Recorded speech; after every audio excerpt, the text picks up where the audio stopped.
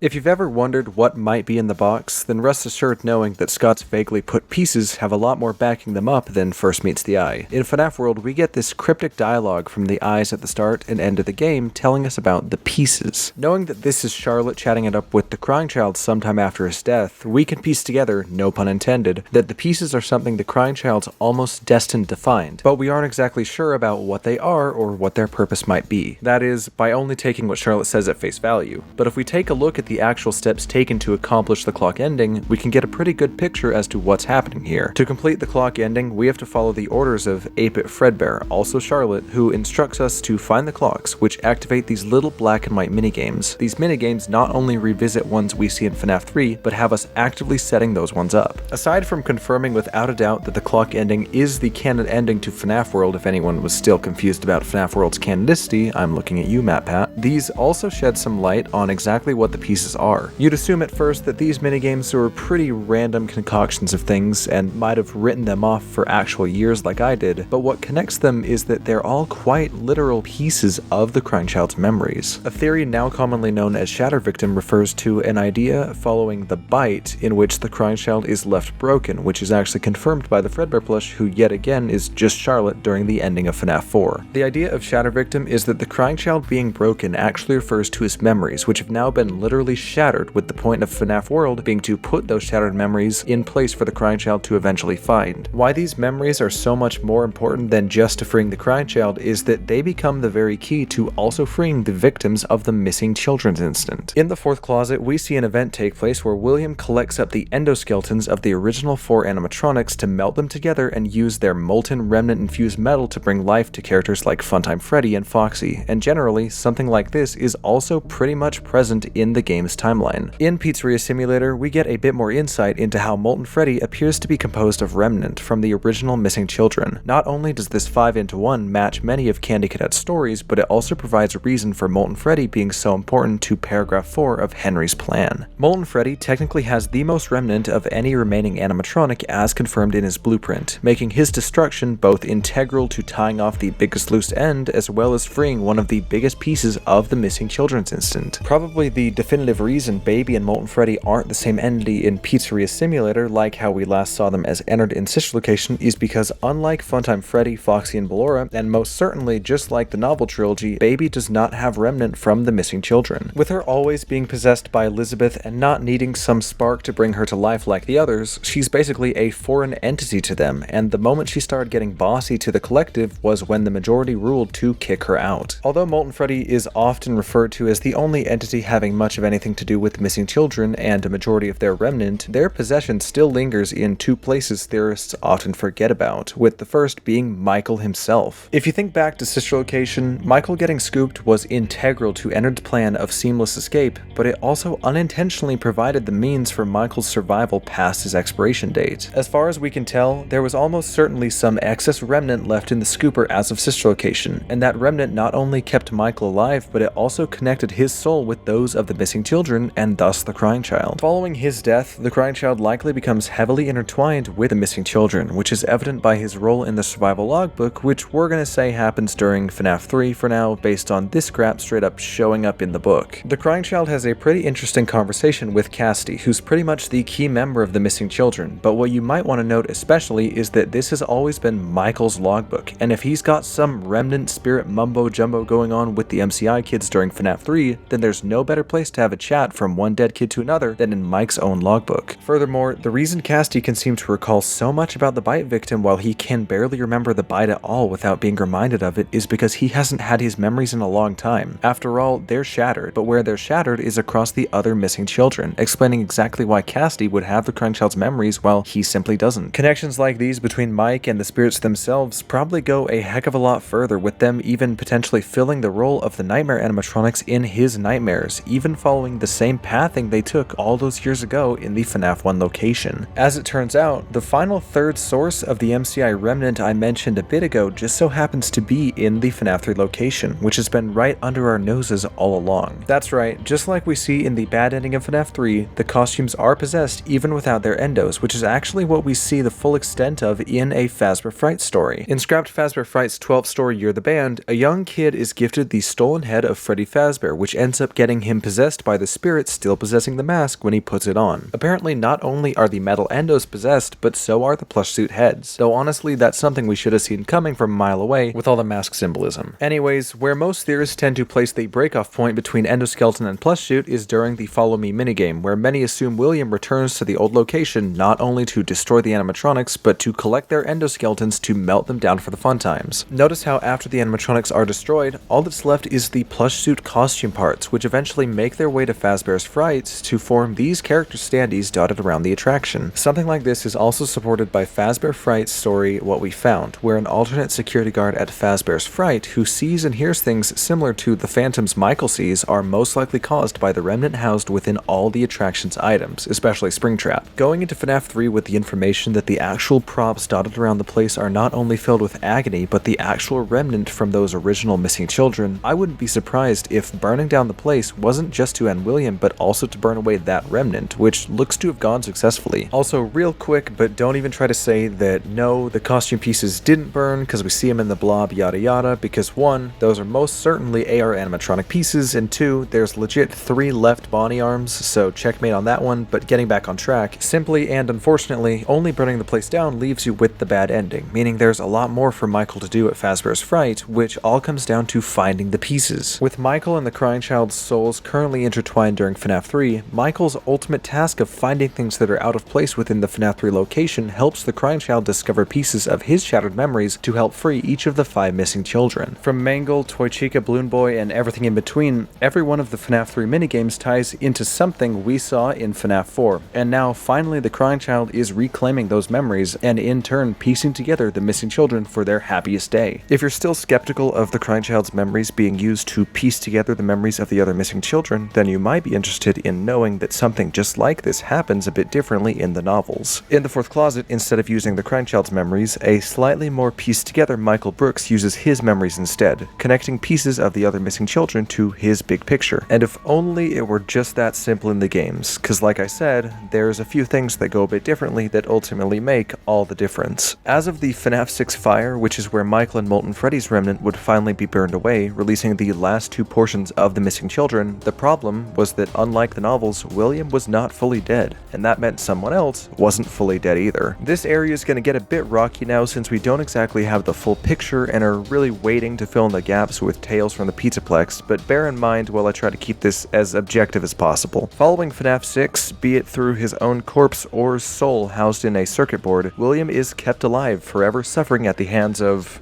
well, problem is that part's still up in the air. While I can guarantee that whoever this is had to have been an especially important victim of William's and had to have been somewhat either connected to William or present during FNAF 6, that still leaves it as a toss-up between Andrew and Cassidy. Though even if Andrew is in UCN, Cassidy still has to be there based on connections between UCN and Princess Quest. But anyways, what's so important about UCN is that not only is Cassidy, aka the very one Happiest Day was meant for, not quite ready to pass on, but it looks like she's also brought back some form or another of the missing children, though this may not be as big of a problem as it looks like. Although UCN does appear to be an eternal loop of suffering for William, what makes it ultimately stop is when the circuit boards UCN is housed on get scanned into both FNAF VR and AR, uploading many of the entities and memories present in UCN as the big collective mess of a virus into the system. In the case of FNAF AR, we aren't too sure whether the anomaly virus is contained within each individual animatronic or in a remote server sending out orders to the animatronics, but for now we can be pretty safe to say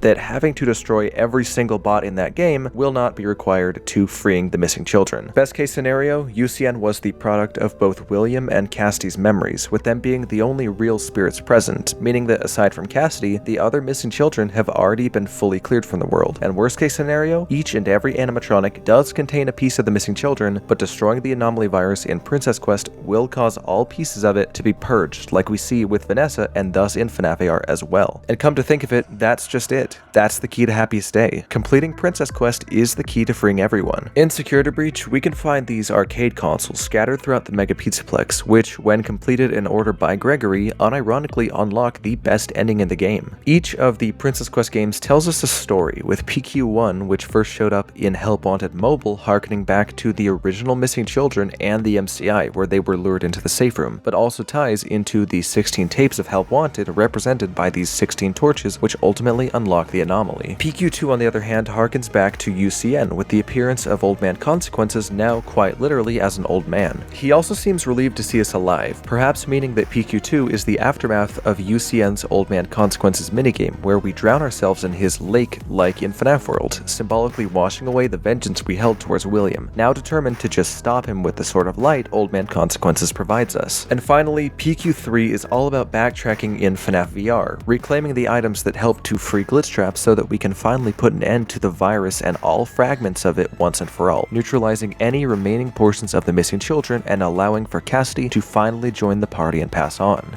Except, again, it simply doesn't work like that. At least, not yet. Remember, Princess Quest is not the canon ending of Security Breach, and while Burntrap may have been defeated by Gregory, the anomaly virus is still out there, and so is Vanessa, who's certainly going to be trying to extend Afton's lifetime at all costs. Though even with all that, I don't think we have really much to worry about. In the Superstar Daycare, there's this party room with a table layout quite similar to what we see in Happiest Day, with a set of balloons nearby reading Yay 40. If we take those 40 to be years and subtract them from when we assume Security Breach to take place in 2035, we get 1995, aka the exact year William died in the novel trilogy and perhaps even the game timeline. Although we may not have completed Princess Quest in Security Breach, we can still rest assured knowing that it's still probably happening in Ruin, finally setting the children to rest 40 years after William's death when they should have. And that is what I call a good wrap-up on the missing children, but I'd still love to hear what you guys think. There's a lot of information that went into this theory, and a lot of its latter half is still in the making, so I cannot wait to see where Ruin takes this whole idea. If you're still hooked in on this for more, like where Charlotte was during all this, or what the ultimate purpose of the crying child may turn out to be,